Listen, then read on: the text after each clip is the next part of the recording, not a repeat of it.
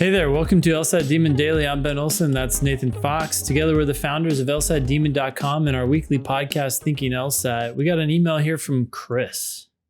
Says, hey guys, great work on Nathan, great work on figuring out HMFICs from my last email. That might have been on Thinking LSAT. I can't remember if that was from the Daily or Thinking LSAT, but HMFIC, of course, means head motherfuckers in charge. Chris says, I learned that in the military, I think, where there was always a staff non-commissioned officer in charge, as in COIC, or an officer in charge, OIC. I guess in both cases, that's the HMFIC. Got it. Okay. Yeah. An attorney recommended this Vanderbilt Law Review article by Judge Patrick Schlitz from 1999. Schlitz is a federal judge in Minneapolis now, a Harvard grad, etc. You guys are doing the Lord's work by being so honest about the bleak reality of the work of lawyers, and yet so many of your listeners and readers and writers into the show seem to think that they will be immune to the soul-crushing demands of big law life. I'm only about a quarter into this article, but maybe you guys can skim it or share it on the podcast or blog or something. I think it's important reading. It's from 1999, but it can't have gotten better. If people think they're going to do big law after reading this, whatever, God bless them. The world needs a couple of sociopaths, I guess. Around page 24 or 25, he states, and I'm paraphrasing, that 2,000 billable hours may not seem like a daunting task, but the naive law student has yet to learn that they will only bill about 2 out of every 3 worked hours. I've actually heard it's 2 out of every 4 at first. You just lack the skills, and so a lot of your work can't be billed. Yep. Anyways. Assuming your commute takes you 45 minutes, then you will leave the house at 7:45 and arrive home each day at 7:15, 6 days a week, in order to make your 2,000-hour goal. Lawyers are extremely unhappy, and they're unhappy because they work too much. I haven't gotten all the way in yet, but Judge Schlitz, professor at Notre Dame Law when the article was written, I think, does provide some advice on how to be happy as a lawyer. And one of his pieces of advice, I'm pretty sure, is simply to avoid big firms.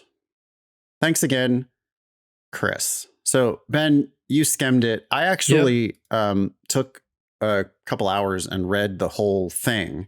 Okay, nice. Yeah.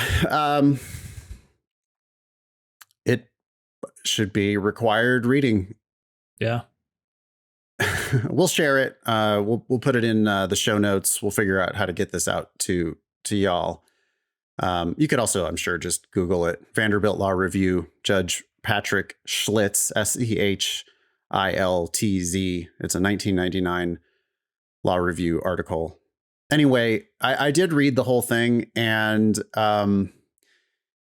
it got into a lot of reasons why lawyers are unhappy. But yeah, greed is one of the main ones. He talked about law firm culture is basically we're going to abuse the shit out of people for the first 1/3 of their law firm career because we need to take profit out of the firm. Well, the way we take profit out of the firm, the partners, right? The way the partners take profit out of the firm is they bill associates for more than they pay the associates. So they bill to the client more. Obviously, this is how profit works. Yeah. But they charge more for the associate's time than they pay the associate because they are the partner of the firm and they're going to take profit. So that's how the partners make, millions. They pay you $200,000 a year in a big law firm, but they are making, millions, 2 million, 4 million, 20 million a year as a partner of a big firm. And for the first third of your career, that's what they're going to do. They're basically pimping you out and taking profit. Yeah. For the middle 1/3 of your career, and maybe this is when you're a junior partner or a senior associate, junior partner. For the middle 1/3 of your career, you are roughly break even. So they're compensating you roughly the same amount that you're bringing into the firm. And then for the later 1/3 of your career, that's when you finally get paid back for all of the abuse you took during the first 1/3 of your career. Mm-hmm. And this is why law firm culture can't ever change, because the people who are making the decisions at the top are the people who already paid their dues. And if they are the 1 out of 10 who make it to partner, well, now it's payback time. Absolutely. What That's was the the point goal. of sacrificing all that time and Right. sanity? Right. Yeah, interesting. And it also talked a lot about the culture of big law life and, the kind of keeping up with the Joneses, the way that insidiously your expectations of what kinds of vacations you go on and what kinds of, it talked about like all these expensive habits that you pick up. It's like, well, I make $200,000 a year. Of course, I'm going to drink the $100 a bottle wine or whatever. And it's like totally unnecessary money that you're spending, but you just develop all, fancy suits and fancy cars, and you only have 4 days of vacation, but you fly to fucking Tokyo and back in those 4 days so that you can make the most of it. And you just like all these expenses that, you just basically burn through all that money that you're making. And that just, it's a self-reinforcing culture of misery. As far as the billing thing is concerned, that billing 2 out of every 3 worked hours, he went into it a little bit more and started talking about how you also immediately start compromising your ethics almost on day one. And part of the reason why you're going to compromise your ethics are because of that crazy billing requirement that you'll start padding almost immediately. Mm-hmm. That, you're going to do a 2-minute phone call and bill 15 minutes for it. Or you're going to be traveling, right? So 5-hour flight, New York to Los Angeles, charge the client for your time. Also work on the plane and charge a different client for their time, for your time doing that. Yeah. And, billable hours, right? And you can get away with it. So the culture really strongly encourages you, because who's telling you not to do that?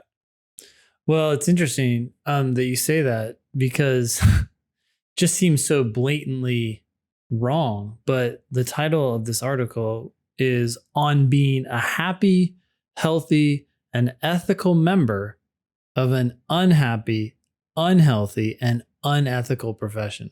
Yep. And that's this isn't somebody bullshitting. This is a law professor and apparently now an actual judge. This is someone who has experience inside big law firms, and a law professor and a judge telling you that this is an unhappy, unhealthy, unethical profession that you're getting yourself into. One of the main takeaways was don't do big law. Of course, when you're saying don't do big law, what you're also saying is don't make a lot of money. Yeah. And that seems to be the main idea here, is like, you can be happy, you can be healthy, you can be ethical, but you're probably not going to do that in the context of big law, which means you're probably not going to make big money, which means you really need to make sure that you don't impoverish yourself with student loan debt that will force you to then go chase the money in order to try to repay your loans. If you're going to be a public servant, if you're going to change the world, if you're going to be happy and healthy and ethical in this field, you need to start by taking care of your financial future by essentially getting a scholarship to law school, or just don't go. Yeah, not becoming dependent on the field because you basically took out a huge loan and now need the field to pay you back. Yeah. And if I was in charge of put me in charge of the ABA section on legal education. Yeah. Or put me in charge of the U.S. Department of Education, making the determination whether law schools should get, whether the loans should be funded by the U.S. Department of Education, or loans guaranteed by the U.S. Department of Education. This law review article, again, from a law professor who is a judge, this law review article would be required reading for anyone who wanted to go to law school. Like, oh, you don't have time. You can't find an hour and a half to read this article before spending 3 years and hundreds of thousands of dollars. I can see it now. Like, I know that people are going to hear this and go, yeah, but I know that's not for me. Yeah. It's like, well, okay. Best of luck. But I think you should, it's like people don't want to hear it because it's, I don't know. They just don't like where it's headed, right? They don't like the conclusion. So they don't want to hear the evidence. But if you can't, I think you should read it and then decide. Well, it's interesting too. I'm looking at his very, very last section, right? It's titled Some Parting Words. I have mixed reactions to what he says at the end here. Let me read this, even though it's a little bit long. It says, to an unfortunate extent, this article has been an exercise in, quote, do what I say, not what I do. As I said, I joined a big law firm after I finished clerking, and despite the best of intentions, I quickly got sucked into the game.